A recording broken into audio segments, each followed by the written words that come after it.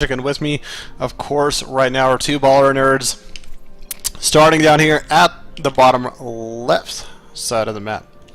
Down in the series 01, sorry, game hard scores, gotta flip them around. We have FnaticHarstem. Not the best of best game ones. I actually really thought that Harstem had a chance that last game, just due to the fact that when you calculate the amount of damage that he did between knocking out the main hatch, to actually knocking out the lair, the spawning pool, basically everything that was inside the main base, eventually sniping down the Spire, killing all of those mutas. The one unfortunate thing he didn't have really that whole entire game, and he had a lot of time to prepare for him, was the Swarm Host. Eventually he got out a decent number, but by the time he had the Colossus to deal with the Swarm Host, he unfortunately didn't have any anti-air. Now, for Harstem, actually, the reason that game went on for a lot longer than it could have was the fact that he actually took that hidden expansion at the bottom left side of the map. If he didn't have that base and that second base, who knows how soon that game could have ended. Now, again, when you typically as a Zerg player, not as a Zerg player, as a Protoss player, you're used to seeing a little bit more of a different style come out from a lot of these players, especially if you're not prepared for Nestea. Typical games, just from my experience, you see Ling timings, you see a lot of Ling Roach pressure, you see Ling Hydra aggression. Muta's a lot quicker. The last thing you're expecting to see that fast is Swarm Hosts, and Swarm Hosts with supported queens are gonna catch you off guard. You might have Void Rays, start getting them in production sentries and whatnot. You're trying to take away some early, maybe Ling harass, Ling aggression while you're taking your third base. You're not expecting a lot of free units just to fly up into your base and start poking at you. And the one thing Harstem tried to do really well, of course, was split himself up over. You see it? 3 hatch, 4 pool. Okay. The one thing that oh my god, I lost my train of thought. Yeah, it's just, it's one of those things, I guess, as a Protoss player, you're not used to seeing as part of the standard meta. It's one of those little niche builds that happens to work, and I think Nestea, more than anything, wanted to go for a quick speed Ling timing, to be honest, just flood Lings, but Harstem was Forge Fast expanded, so kind of worked in his favor for the time being. So, down here at the bottom right side of the map, representing the management group GEM, we have Nestea, the creator of all. Going 3 hatch before pool. Is this a fake out? Yeah, it's a fake out. So, fake out pylon right now. If you did have a forge, this actually could turn interesting very quickly.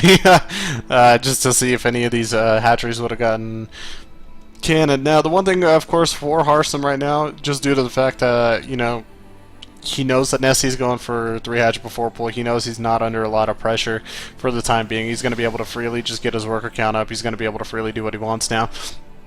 It is up to Harstem to decide whether he wants to put on a lot of quick pressure on him, because he could just follow this up and go into like something to say maybe like a 5-gate and just put a lot of Zealot harass and just put, kind of try to work that numbers game in his favor. But the longer he waits, the more I worry about him, because anytime you let the rehatch before pool go unpunished, it does give Zerg a lot of quick free econ. They're going to be able to tech up, really the way they want to. We'll watch those gases probably get taken here fairly shortly as well, and there it is, at least that first one, and second one as well. Because again, first thing you're going to spend your gas on typically is, of course, a speed upgrade as a Zerg, but then you're eventually going to work your way up to lair, and then from there, really kind of the world is your oyster.